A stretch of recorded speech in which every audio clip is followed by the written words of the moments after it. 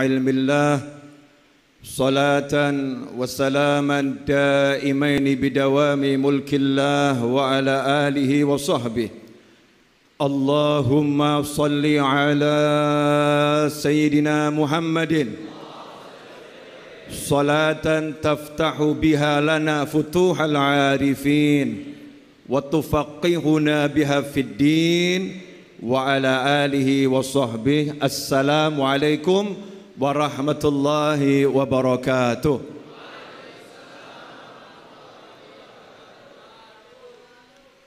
Alhamdulillah, pada malam 17 Ramadan, malam yang sangat mulia, malam yang penuh dengan sejarah, malam yang penuh dengan barakah, malam yang diperingati oleh para aulia wassalihin, para malaikat dan semua hamba-hamba Allah yang mulia.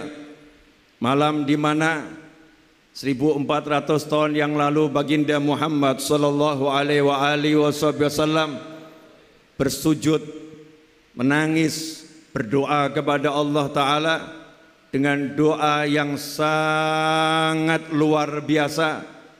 Ya Allah, jika besok kami kalah, maka Engkau tidak akan disembah lagi selama-lamanya. Doa ini hanya boleh dipanjatkan oleh Nabi Muhammad sallallahu alaihi wasallam. Ia mengajarkan agar kita memohon kepada Allah dengan kesungguhan, memohon kepada Allah dengan penuh adab, memohon kepada Allah dengan penuh keyakinan. Dan keesokan harinya terjadilah perang Badar 17 Ramadan. 313 sahabat kurang lebih melawan 1000 orang bersenjata lengkap, pasukan yang terlatih, dan hasilnya Allah menangkan perjuangan Nabi Muhammad sallallahu alaihi wasallam. Ikhwani rahimakumullah, saya malam hari ini sengaja bawa catatan. Biasanya saya kalau ceramah nggak pernah bawa catatan. Saya ngomong apa adanya, langsung ngomong begitu saja. Tapi karena nama majelisnya ini cukup menakutkan saya, Majelis Rasulullah. Di majelisnya Nabi Muhammad SAW yang memang namanya Majelis Rasulullah. Maka saya ingin beberapa saat saya diizinkan Allah Ta'ala untuk berada di Masjid Al-Munawwar ini. Masjid yang bercahaya bukan karena namanya, tapi karena yang wakaf adalah orang-orang yang ikhlas lillahi ta'ala. Yang membangun adalah orang-orang yang penuh adab kepada Allah Ta'ala. Masjid yang lantainya bersaksi, kam min raqi, berapa banyak orang yang sudah rukuk di sini, berapa banyak orang yang sudah sujud di sini, berapa banyak orang yang menangis tobat kepada Allah Subhanahu wa Ta'ala di tempat ini. Berapa banyak orang yang mendapatkan hidayah dari Allah di tempat ini. Berapa banyak manusia yang datang dengan hati gelap dan ketika duduk hatinya bercahaya dan ketika keluar dia tercerahkan. Masjid yang munawwar dengan amal as-salihah, dengan amal-amal soleh, dan masjid yang disaksikan oleh sejarah, dihadiri oleh orang-orang yang soleh, oleh orang-orang yang alim, oleh orang-orang yang amil, oleh orang-orang yang mukhlis. Masjid yang betul-betul menjadi rumahnya Allah Subhanahu wa Ta'ala. Semoga duduknya antum dan duduknya saya di tempat Al-Munawwar ini yang namanya Al-Munawwar dan betul-betul munawwar dengan cahaya dari Allah Ta'ala lewat Nabi Muhammad sallallahu alaihi wasallam, yang mana beliau adalah sirajam munira, cahaya yang terang benderang yang tak akan pernah padam. Cahaya api ada waktunya, cahaya LED ada waktunya, cahaya mentari ada waktunya, cahaya Nabi Muhammad sallallahu alaihi wasallam abadal abad, selama-lamanya. Tak kenal yang namanya kiamat. Kalau yang namanya rembulan ada kiamatnya, kalau yang namanya matahari ada kiamatnya, kalau yang namanya hidup ada kiamatnya. Tapi kalau nur Nabi Muhammad sallallahu alaihi wasallam, cahaya tersebut tidak akan pernah padam selama-lamanya. Seiring perjalanan waktu, perjalanan zaman, Allah akan munculkan cahaya Nabi Muhammad sallallahu alaihi wasallam. Kenapa? Qala ya Jabir, inna Allah khalaqa qabla al-asya' nura nabika Muhammadin sallallahu alaihi wasallam min nurih. Karena Rasul pernah ditanya oleh sahabat yang bernama Sayyidina Jabir radhiyallahu taala anhu, wahai Rasul, apakah yang pertama kali diciptakan oleh Allah taala sebelum Allah menciptakan segala-galanya? Maka dengan tegas, dengan lugas, dengan percaya diri, dengan penuh rasa syukur, Rasul menyatakan, qala ya Jabir, hai Jabir, innallaha, dengan innallaha, sesungguhnya Allah khalaqa qablal asya. Rasul tidak menyatakan Allah khalaqa qablal asya, tetapi diawali dengan innallaha untuk memberitahukan kepada kita semua keagungan apa yang akan disampaikan oleh Nabi Muhammad SAW, kemuliaan apa yang akan disampaikan oleh Nabi Muhammad sallallahu alaihi wasallam. Rasul berbangga karena tahadduts bin ni'mah adalah bentuk syukur. Maka Rasul nyatakan kepada Jabir, innallaha khalaqa qablal asya, sebelum Allah menciptakan segala sesuatu, sesungguhnya Allah menciptakan cahaya Nabi Muhammad sallallahu alaihi wasallam min nurih, dari cahayanya Allah subhanahu wa ta'ala. Maka cahaya ini pun muncul dalam seluruh perilaku Nabi Muhammad SAW. Duduknya Rasul cahaya, jalannya Rasul cahaya, bicaranya Rasul cahaya, ilmunya Rasul cahaya, amalnya Rasul cahaya. Dan cahaya ini Allah izinkan dibagikan kepada umatnya. Maka siapapun yang mencontoh ucapan Nabi Muhammad SAW, siapapun yang mencontoh amalan Nabi Muhammad SAW, siapapun yang mengamalkan ilmunya Rasulullah SAW, maka saat itulah menempel cahaya Nabi Muhammad SAW dalam dirinya dan terpancar dimanapun dia berada. Sehingga cahaya inilah nanti yang menyebabkan Nabi Muhammad SAW mengenali umatnya di alam barzah, di padang mahsyar, dan bersama sumber cahaya tersebut insyaallah kita akan masuk tempat yang penuh cahaya, yang gemerlap, yaitu surganya Allah Ta'ala.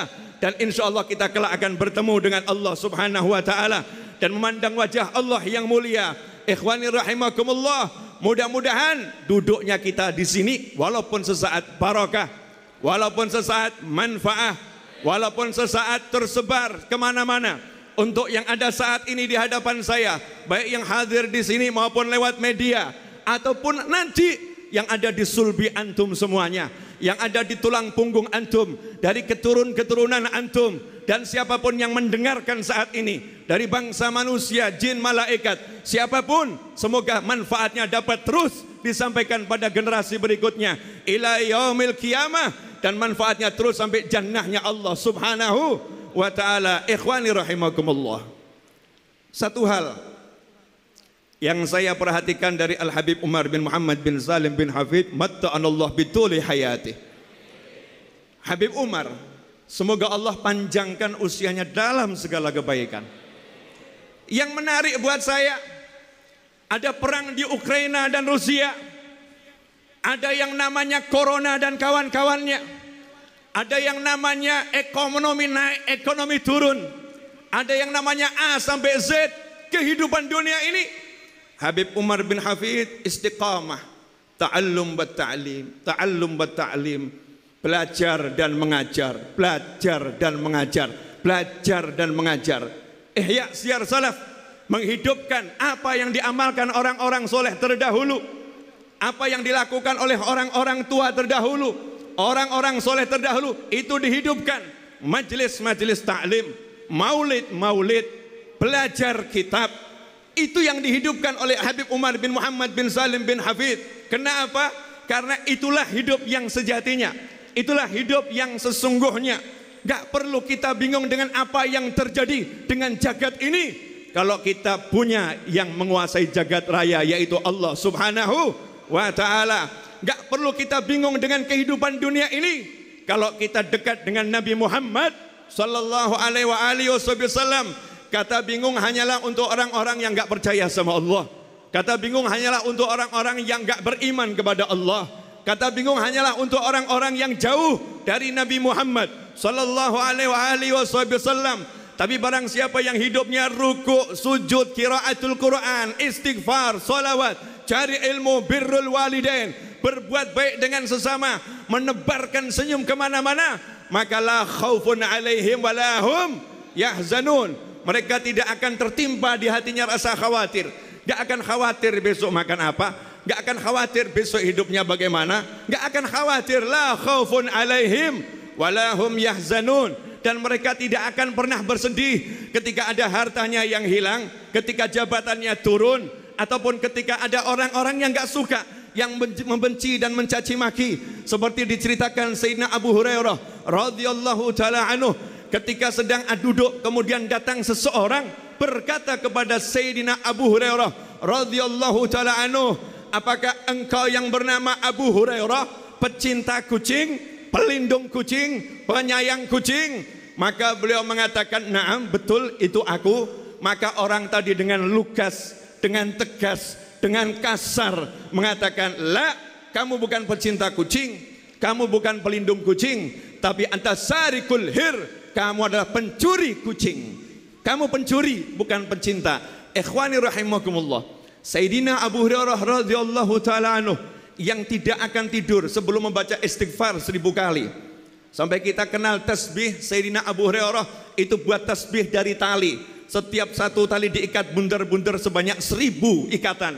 Beliau katakan, saya tidak akan tidur sebelum selesai baca istighfar 1000 kali. Sayyidina Abu Hurairah radhiyallahu taala anhu yang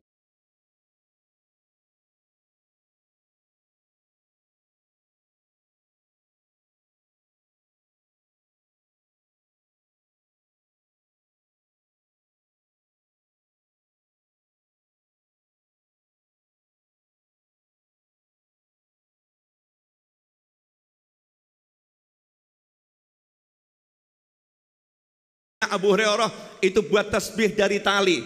Setiap satu tali diikat bundar-bundar sebanyak 1000 ikatan. Beliau katakan, saya tidak akan tidur sebelum selesai baca istighfar 1000 kali. Ibu. Sayyidina Abu Hurairah dari belakang menyambut, "Duhai pujaan hatiku, duhai kesayanganku," dan seterusnya. Abu Hurairah kemudian mengecup tangan ibunya, meminta restu dari ibunya, baru melanjutkan kegiatan yang ia lakukan biasanya. Sementara kita, anak yang ngaku bekti sama orang tua, tinggal satu rumah dengan ibu, tinggal satu rumah dengan ayah. Kapan terakhir kita kecup kening orang tua kita? Kita kecup tangan orang tua kita, dan kita minta izin ketika akan keluar meninggalkan rumah. Kita merasa udah jadi manusia dewasa yang udah bertanggung jawab pada diri sendiri, seakan-akan orang tua kita lain dan kita lain. Itu kehidupan orang tuaku. Aku sudah dewasa, gak perlu minta izin kepada orang tua, gak perlu minta restu pada orang tua. Hadza, ini bukan ajaran Nabi Muhammad sallallahu alaihi wasallam. Sebesar apapun saya, setinggi apapun saya, sehebat apapun saya, la barakata li, gak akan ada berkah untuk diri saya kalau saya enggak minta restu dari orang tua saya, enggak minta restu dari ibu saya. Ikhwani rahimakumullah, saat ini banyak orang yang tidak mengikuti ajaran Rasul Muhammad SAW, enggak mengikuti ajaran sahabatul kiram radhiyallahu taala anhum ajma'in. Ketika hidup berumah tangga, punya sedikit jabatan, punya sedikit julukan, punya sedikit kekayaan, merasa dirinya adalah sesuatu dan enggak perlu lagi bermusyawarah dengan orang tuanya. Gak perlu dekat-dekat dengan orang tuanya, gak perlu minta restu orang tuanya. Sementara Rasul menyatakan, ridallah fi ridal walidain wa sukhtullah fi sukhtil walidain. Ridhonya Allah ada pada ridhonya orang tua, marahnya Allah ada pada marahnya orang tua. Sayyidina Abu Hurairah radhiyallahu taala anhu, kita tahu kemuliaannya luar biasa, dicintai oleh Nabi Muhammad sallallahu alaihi wasallam, dicari oleh Rasulullah sallallahu alaihi wasallam. Kita ini makamnya makam mencari Rasul. Abu Hurairah dicari oleh Nabi Muhammad sallallahu alaihi wasallam. Apa yang terjadi? Abu Hurairah setiap hari tidak akan pergi sebelum minta izin dari ibunya. Kalau ibunya udah mengizinkan, baru melanjutkan perjalanan. Nah, suatu hari sang ibu pun setelah Abu Hurairah minta pada Nabi SAW, tolong doakan ibu saya agar memeluk agama Islam, wahai Nabi Muhammad SAW. Rasul pun angkat tangan dan mendoakan. Saat itu Abu Hurairah mengetuk rumah ibunya, tapi tidak langsung dibuka oleh ibunya. Ibunya pun mengatakan, sebentar anakku, sebentar. Ibunya mandi dan berdandan. Abu Hurairah menunggu di depan pintu rumahnya. Menunggu depan pintu rumahnya. Kemudian dibukakan oleh ibunya. Ibunya pun mengucapkan, asyhadu an la ilaha illallah wa asyhadu anna Muhammadar Rasulullah SAW. Maka Abu Hurairah pun menangis berbahagia karena permohonannya diterima oleh Allah Ta'ala lewat Nabi Muhammad Sallallahu Alaihi Wasallam. Abu Hurairah yang seperti ini dicaci, dimaki, dihina, dibilang pencuri. Apa yang dilakukan? Allahumma gfirli wali akhi hadha. Allahumma gfirli wali akhi hadha. Ya Allah, ampuni aku dan ampuni saudaraku ini. Ampuni aku dan ampuni saudaraku ini. Ikhwani rahimakumullah, di akhir zaman ini terlampau banyak caci maki, terlampau banyak permusuhan, terlampau banyak suka nggak suka antar muslim yang satu dengan muslim yang lain, sehingga kita kehilangan saudara.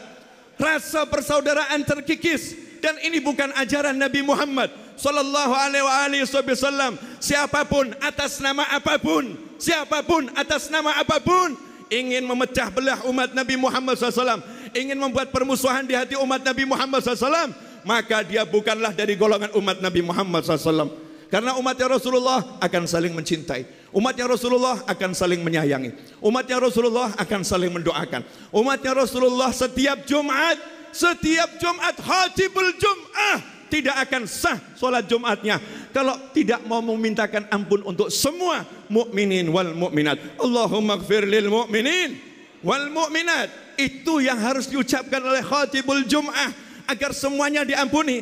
Gak mungkin ada khatib yang doanya begini, Allahumma gfir lil mu'minina wal mu'minat, kecuali Habib Novel. Gak ada, gak mungkin. Allahumma gfir lil mu'minin wal mu'minat, kecuali fulan. Gak ada. Syamil, harus semuanya.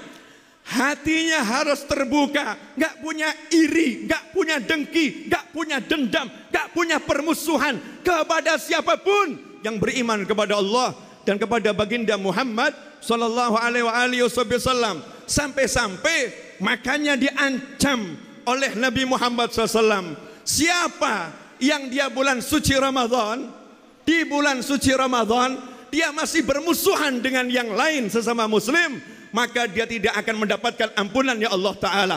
Dia tidak akan mendapatkan pembebasan dari siksa neraka. Dia tidak akan mendapatkan jaminan masuk surga kalau hatinya masih menyimpan permusuhan dengan muslim yang lain. Ikhwani rahimakumullah, Ramadan bulan ta'awun, bulan pertolongan, bulan kasih sayang, bulan persatuan, bulan persahabatan. Untuk apa? Untuk sujud bersama-sama di hadapan Allah Ta'ala, bukan untuk yang lain. Persatuan untuk apa? Untuk sama-sama melaksanakan perintah Allah dan menjauhi semua larangannya Allah. Ikhwani rahimakumullah, semua yang saya sampaikan ini tadi enggak ada dalam catatan saya. Enggak ada dalam catatan saya. Artinya belum disampaikan yang dicatat. Wallahu a'lam.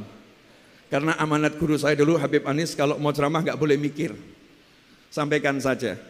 Nah ini saya juga nggak mikir sebetulnya, cuman ada yang harus saya sampaikan malam hari ini. Karena saya banyak dapat WA orang-orang stres. Walaupun saya udah buat janji, saya tidak menerima keluh kesah. Yang mau curhat tempatnya kalau di Solo di Majlis Ar-Raudhah di pos Satpam security, silahkan curhat ke sana. Tapi saya nggak akan terima curhat. Jazakumullah khairan.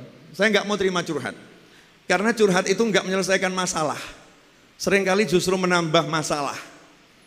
Seringkali justru menambah masalah. Maka saya ingin memberikan solusi. Karena itu saya buat buku terbaru saya, judulnya Solusi. Yang belum punya silahkan nanti cari di luar. Iklan terselubung di Majlis Rasulullah SAW. Ikhwani rahimakumullah, Syahrul Quran. Ramadan ini bulan Al-Quran. Bulan Al-Quran. Syahrul Ramadan alladzi unzila fihil Quran. Bulan Ramadan yang diturunkan Al-Quran di situ. Kalau tadi Habib Nabil menyebutkan 3 proses turunnya Al-Quran, dari salaf Bani Alawi yang khas, ada tambahan 1. Ya, ada tambahan satu. Cuman yang satu ini nggak boleh di-share.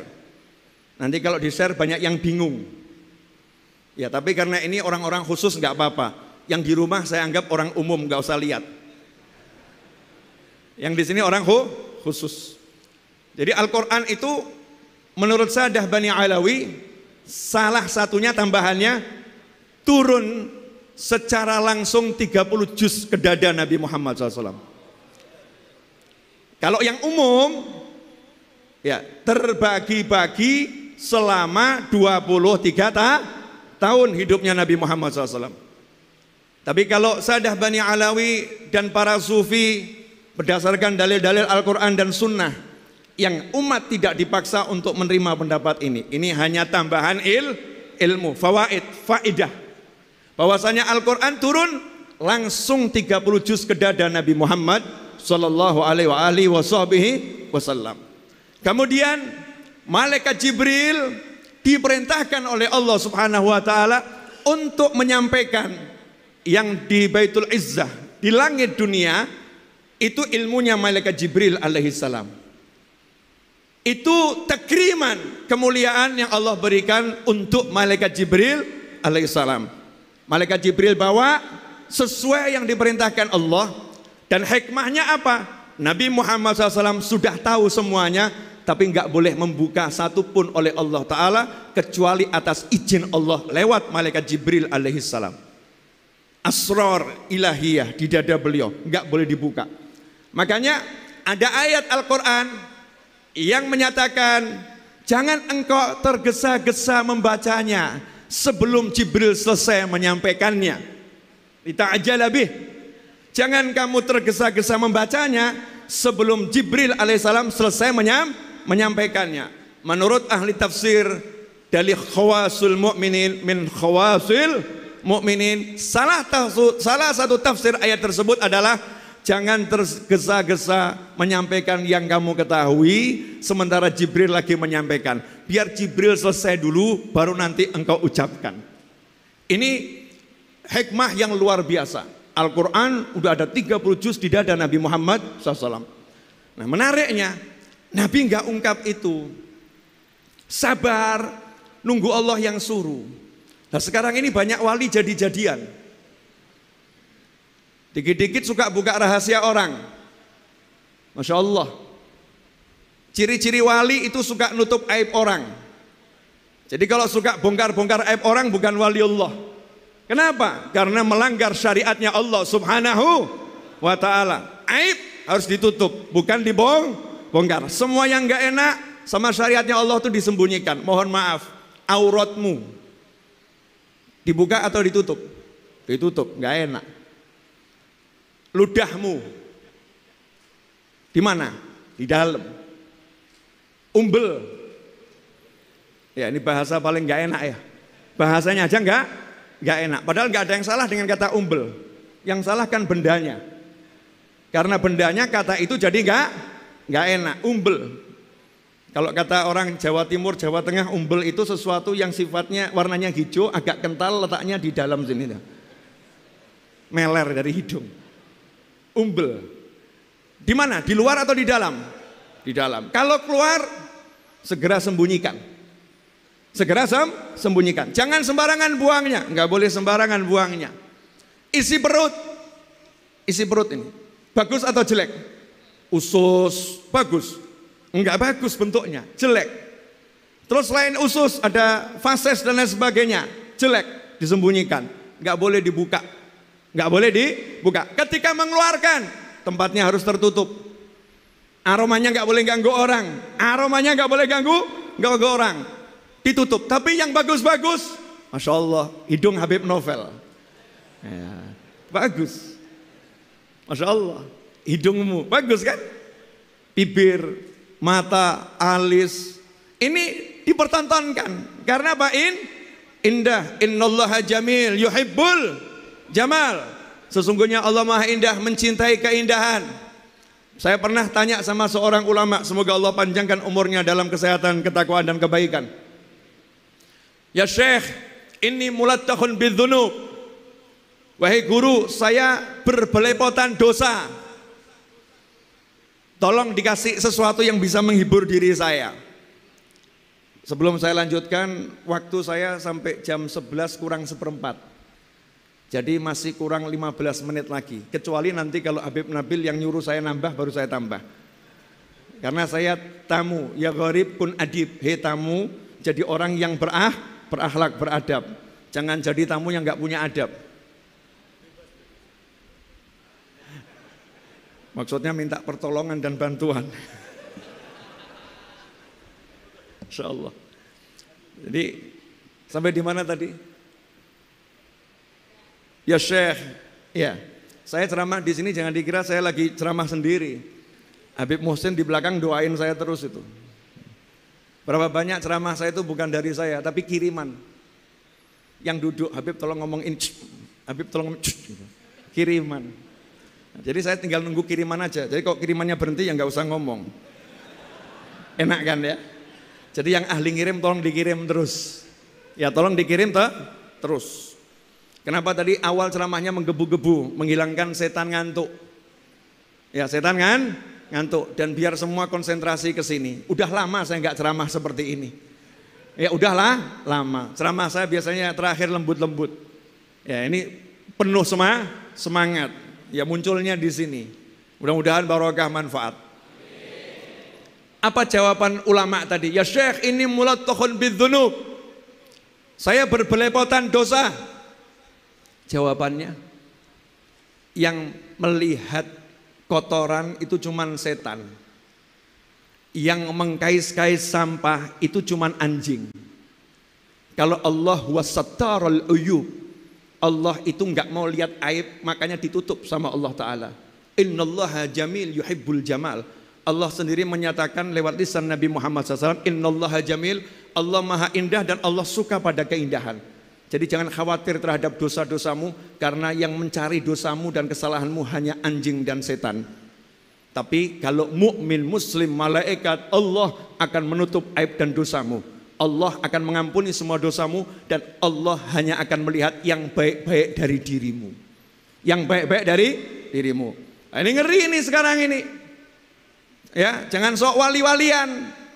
Datang satu orang sakit, terus kamu bilang, oh kamu dibuat sama sepupumu. Ini kirimannya sepupumu, Masya Allah. Putus tali silaturahim. Putus tali silaturahim. Dan yang sejenisnya. Yang namanya al-wali, wali itu yang melaksanakan semua perintah Allah dan menjauhi semua larangan Allah. Wali itu yang beradab dengan adabnya Nabi Muhammad Sallallahu alaihi wasallam, itu wali. Kalau enggak seperti itu, maka kamu boleh mengatakan dia bukan wali menurut ilmunya Allah dan Nabi Muhammad SAW. Tapi aku nggak mau ngurusin, itu urusan dia dengan Allah Subhanahu wa ta'ala. Dan hati kita jangan suka mencari kesalahan orang lain. Nanti lantas apa bedanya kita dengan orang-orang yang berperilaku seperti itu? Kenapa ini disampaikan? Agar kita nggak salah cari guru. Guru udah jelas, sholatnya berjamaah, itu guru. Lisannya rotban min dzikrillah, itu guru. Berbakti pada orang tua, itu guru. Menundukkan pandangan dari yang haram, itu guru. Termasuk tidak memandang tajam kepada orang lain dengan pandangan merendahkan, karena itu haram, itu guru. Wajahnya mubtasiman, wajahnya berseri-seri, wajahnya menenteramkan, wajahnya meneduhkan, ucapnya mengayomi, itu guru. Guru ngerti rukunnya sholat, guru ngerti yang membatalkan sholat, guru ngerti rukunnya wudhu, guru ngerti yang membatalkan wudhu. Saat ini Masya Allah, ditanya rukun sholat apa nggak paham, ditanya yang membatalkan sholat apa nggak ngerti. Nah, kemudian kita ngaku diri kita guru. Na'udzubillah min dzalik. Ikhwani rahimakumullah, malam ini mulai saya akan jelaskan yang saya kumpulkan. Mudah-mudahan manfaat. Ini semua yang kumpulkan ini hadis Nabi Muhammad SAW dan salah satu ucapan sahabat. Jadi banyak orang pusing, banyak orang stres. Banyak atau sedikit? Banyak ya? Padahal obatnya mudah. Obatnya mudah. Saya kalau lihat kehidupan kota Jakarta ini, ayam mati saya. Kok bisa begitu? Majelis ada di mana-mana. Sayyidina Abdullah bin Mas'ud radhiyallahu taala anhu menyatakan, kalau hatimu resah, gelisah, bingung, sumpek, nggak enak semua, pikiranmu kacau, maka obatnya ada 3. Salah satunya duduk di majelis ilmu. Salah satunya lagi dengarkan orang yang membaca Al-Quran. Obat. Saya mau nanya sekarang, membaca Al-Quran itu bayar atau gratis? Pergi ke psikolog, ke psikiater bayar atau gratis? Kamu naik ke atas gunung bayar atau gratis? Bayar. Betul enggak? Transportasinya bayar semua. Kalau baca Al-Quran butuh transportasi? Enggak. Cukup duduk selesai. Enggak bisa baca, dengarkan. Dengarkan Al-Quran bayar atau gratis? Gratis. Coba kalau nanti saya jadi Presiden RI tahun 7000 Masehi, saya akan buat peraturan mendengarkan Al-Quran, saya loh ya, jangan ditiru ya, mendengarkan Al-Quran sekarang berbayar. Pusing enggak kamu? Pusing enggak? Pusing. Besoknya saya dicopot. Buat aturan aneh. Gak mungkin ada presiden seperti itu. Tapi sengaja saya kasih contoh seperti ini. Dengarkan Al-Quran itu gratis, bacanya gratis, tapi benefit yang kamu dapatkan, ya ngomongnya agak keren dikit ya, benefit. Kalau ngomong manfaat, fadilah, pahala yang kamu dapatkan, gak mau didengerin. Begitu bahasanya dikit dirubah, benefit. Masya Allah. Maka saya lagi tulis buku judulnya Inspirasi. Bahasanya keren, inspirasi. Padahal isinya kalam-kalam ulama. Qala Syekh Abdul Qadir Al-Jilani. Dikira inspirasi ucapannya John Wick atau siapa ya, John Milton, John siapa ya. Ternyata isinya kalam para ulama. Tapi judulnya sengaja saya buat biar anak-anak muda nih. Ini di hadapan saya kan muda semua ya. Ya makanya saya semir rambut coklat tua. Biar nggak kelihatan kalau udah tua. Benefitnya apa? Wa idza quri'al Qur'anu fastami'u lahu wa ansitu la'allakum turhamun. Satu ini udah cukup. Kalau dibacakan Al-Quran, lu enak ya, nggak pakai baca lu, dibacakan Al-Quran. Fastami'u lahu wa ansitu, dengarkan dan dengarkan dengan diam dan seksama. La'allakum, pasti kalian turhamun, dilimpahi rahmat oleh Allah Subhanahu wa taala. Saya mau nanya, kalau ada satu orang udah diguyur rahmat, sumpeknya hilang nggak? Pasti hilang. Kalau ada satu orang diguyur rahmat, masalahnya beres nggak? Pasti beres. Kalau ada satu orang diguyur rahmat, tentram nggak hatinya? Pasti tentram. Caranya gimana? Mudah atau susah?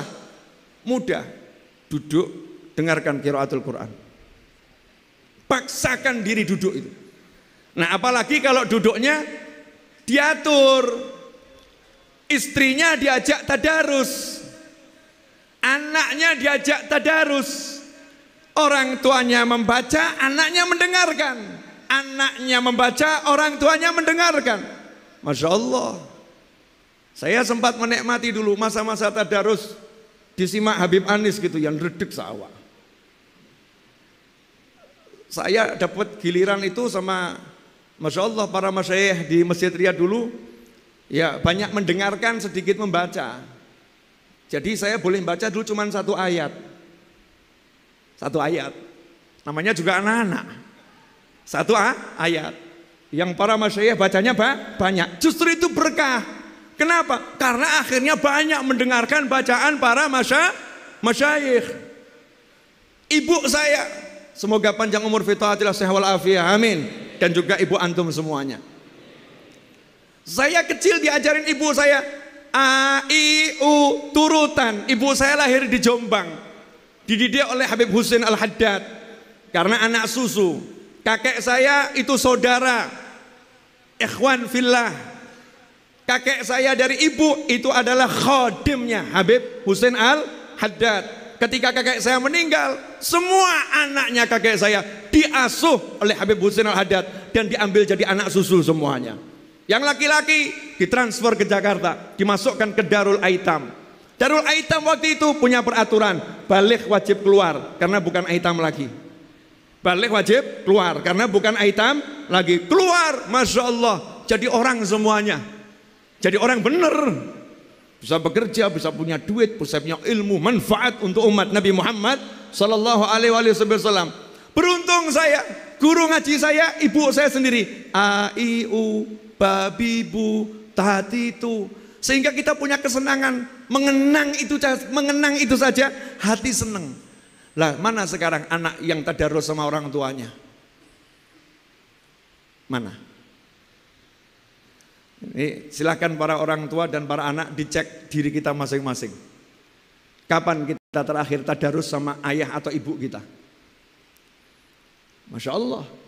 Pergi ke masjid rajin, ngaji di rumah nggak pernah. Pergi ke masjid rajin, pergi ke majelis rajin, rumahnya nggak pernah dibacakan Al-Quran. Sehingga nur itu ada cuman di masjid, nggak ada di rumah. Maka Rasul menyatakan, jangan jadikan rumah kalian seperti kuburan. Bacakan surat Al-Baqarah, setan akan lari dari rumah yang dibacakan surat Al-Baqarah.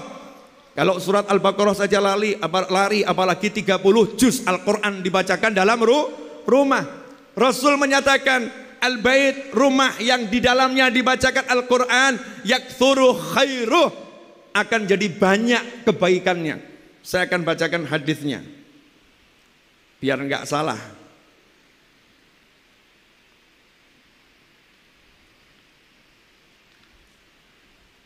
Dalam hadis riwayat Muslim, an Abi Musa anin Nabi sallallahu alaihi wasallam qala, mathalul baitil ladzi yuzkarullahu fihi wal baitil ladzi la yuzkarullahu fihi mathalul hayyi wal mayyit. Ini tentang secara umum dulu. Kata Nabi Muhammad SAW, rumah yang di dalamnya disebut-sebut, diingat-ingat Allah, dengan rumah yang di dalamnya Allah tidak diingat dan tidak disebut, permisalannya adalah seperti orang hidup dan orang mati. Saya mau nanya, siapa di sini yang nyaman di samping orang mati seminggu? Ada yang nyaman? Bahkan istri sekalipun. Istri itu kalau suaminya meninggal, ditangisin betul, suamiku, sayangku. Tapi kalau seminggu mau nemenin, nggak mau. Itu manusia begitu. Mayit. Yang namanya mayit, jenazah itu ya. Saya mau nanya, di rumah sakit itu ada banyak kamar, betul? Kamu suruh tidur di kamar jenazah mau? VVIP loh, full AC. Oh ya, ada TV-nya 65 inch, koneksi internet full speed. Tapi ada 100 jenazah di sampingmu, mau? Nggak mau? Moh gitu ya. Nah, rumah kita kalau nggak kita zikirin, nggak kita bacakan Al-Quran, kal mayyit, menyeramkan, menakutkan, nggak enak, nggak nyaman, nggak ada rahmat. Setan kumpul di situ.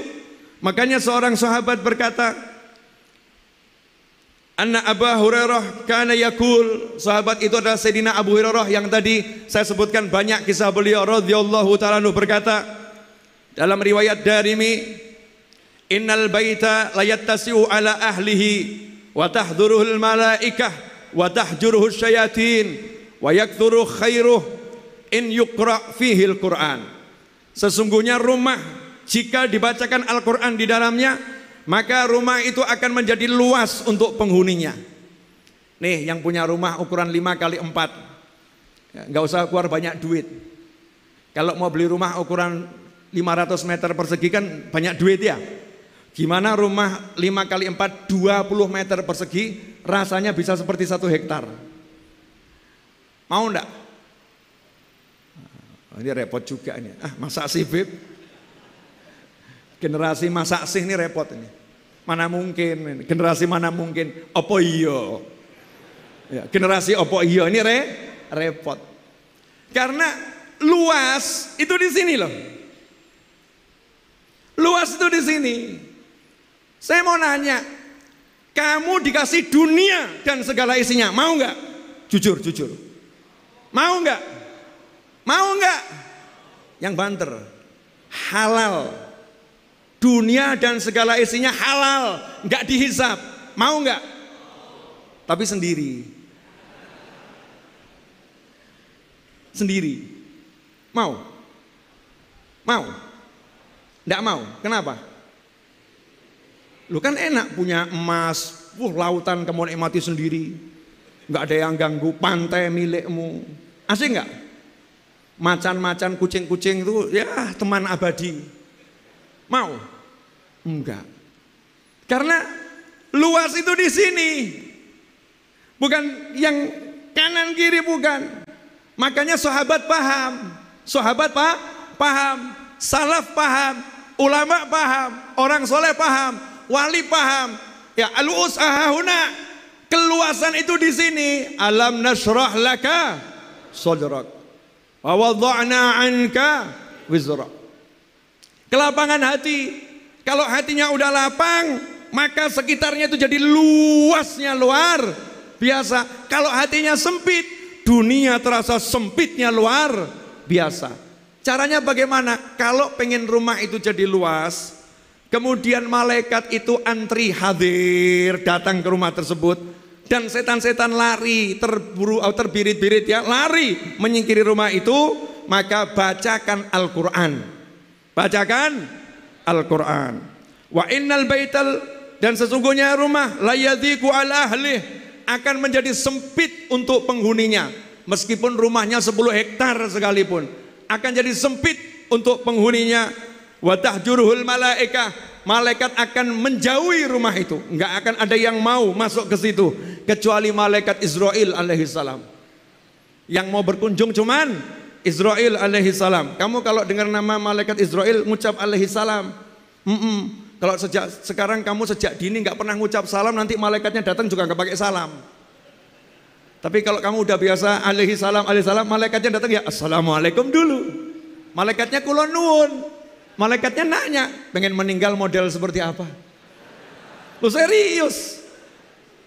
Habib Abdurrahman As-Segaf yang 1 hari khatam Al-Quran, 4 di siang hari, 4 di malam hari, wafatnya itu ketika sujud sholat asar. Ayahnya Habib Syekh bin Abdul Qadir As-Segaf, Habib Abdul Qadir bin Abdurrahman As-Segaf, itu wafatnya sujud jadi imam sholat Jumat, sujud yang terakhir. Ditanya pengen meninggal yang seperti apa modelnya, kan keren, asyik. Syaratnya apa? Salah satunya yang sering-sering ngucap salam kepada malaikat Israil alaihi salam. Malaikat menjauhi rumah itu, wa tahdhuruhu syayatin, setan-setan akan hadir silih berganti berdatangan. Ada yang kerasan, ada yang betah, manggil temannya, manggil istrinya, anaknya, cucunya, semua ngerumpi di rumah itu. Rumah yang bagaimana? Rumah yang di dalamnya tidak dibacakan Al-Quran. Wa yaqillu khairuhu, dan kebaikan rumah itu menjadi sedikit. Cukup jelas ya. Jadi yang kemarin merasa kebaikannya cuma sedikit, gaji nggak naik-naik, kalau toh gaji ada cepat habis, ya. Suami dipandang kok nggak menyenangkan, istri dilihat menyebalkan, anak lucu dikira musuh, anak mendekat, sana ayah lagi pusing. Ya. Ada enggak yang model begitu? Ada enggak? Beda dengan Nabi Muhammad SAW. Capek, lelah, letih dari perjalanan, pulang yang dicari Fatimah Zahra radhiyallahu ta'ala, putrinya yang dicari, bukan istrinya dulu, putrinya yang dicari. Ketemu putri beliau, putrinya juga udah nunggu di balik pintu. Begitu dengar suara ayahnya langsung bukakan pintu, kecup kening ayahnya, kecup kening ayahnya. Ayahnya pun mengecup kuning putrinya, digandeng kemudian dibawa masuk rumah. Mana Hasan, mana Husain? Akhirnya Rasul pun merangkak menjadi kendaraan tunggangan untuk Sayyidina Hasan dan Husain radhiyallahu ta'ala anhuma. Senang dengan keduanya. Ini kalau sekarang kebaikan rumah jadi sedikit, tolong dicek. Ya alhamdulillah. Ini yang saya tunggu-tunggu dari tadi. 2 hadis lagi selesai, insyaallah. Kemudian yang berikutnya, Nabi SAW menyatakan,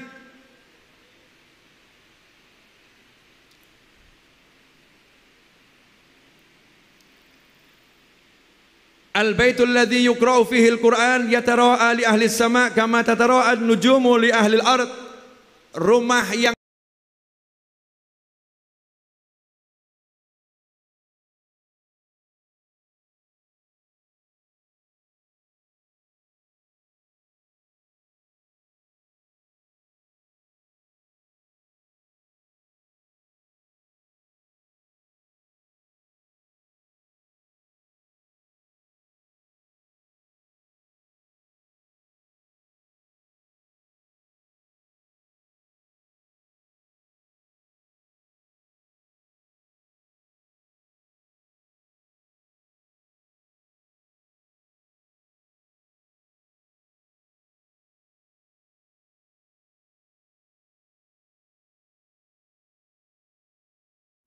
Hai pemain satu, siap hadapi tantangan ini? Masuki Valorant dan main. Kita baca Al-Quran lagi yuk. Ini malam nuzulil Quran, mau di Hadramut, mau dimanapun kita lihat para ulama itu sibuk baca Al-Quran. Habib Ali Al-Habsyi setiap taraweh itu 10 juz, 3 hari sekali hatam. Bukan taraweh sama santri. Kalau taraweh sama santri 1 hari hatam saya percaya. Tapi taraweh sama satu kampung. Tarawih sama satu kampung 10 juz. Ini imamnya luar biasa, makmumnya juga luar biasa. Sayyidina Utsman bin Affan radhiyallahu anhu 1 rakaat khatam Al-Quran.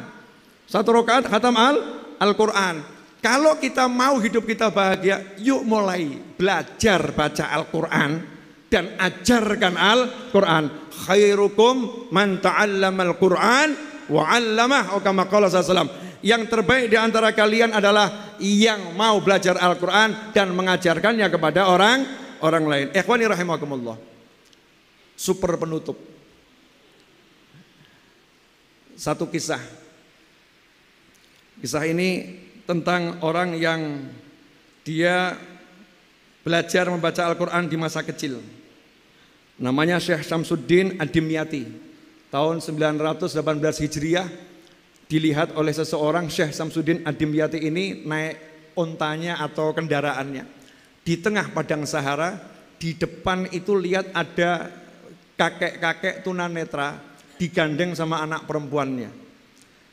Tiba-tiba Syekh Syamsuddin Ad-Dimyati ini ulama karismatik yang kalau orang mau ketemu beliau saja sampai-sampai selendangnya ini dilemparkan begini biar kena badannya karena nggak bisa salaman. Beliau turun dari kendaraannya, kemudian berjalan menghampiri orang tua tadi dan mencium tangannya. Setelah itu menemaninya jalan sampai beberapa kilo. Maka muridnya yang melihat ini pun nanya, guru siapa orang itu? Kok engkau muliakan sedemikian rupa? Sementara semua orang ingin cium tanganmu, tapi kok engkau ngejar cium tangannya, bahkan capek-capek jalan kaki bersamanya. Maka dijawab, Bapak itu dulu waktu saya kecil pernah ngajari saya membaca beberapa ayat Al-Quran. Takzimnya ulama sama guru ngaji seperti ini. Mungkin kalau di Jakarta namanya muallim ya. Yang ngajari ngaji di suro-suro, di langgar-langgar itu ya, ngajarin ngaji. Nah, kadang-kadang kita ini aneh. Kalau lihat Habib Novel hormat. Lihat Habib Muhsin hormat. Ya. Lihat Habib Fulan hormat, lihat Habib Nabil hormat, bagus, bukan gak bagus. Tapi lihat guru ngaji yang ada di musola diremehkan.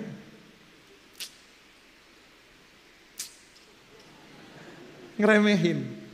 Ini bukan akhlaknya Ahlus Sunnah wal Jamaah.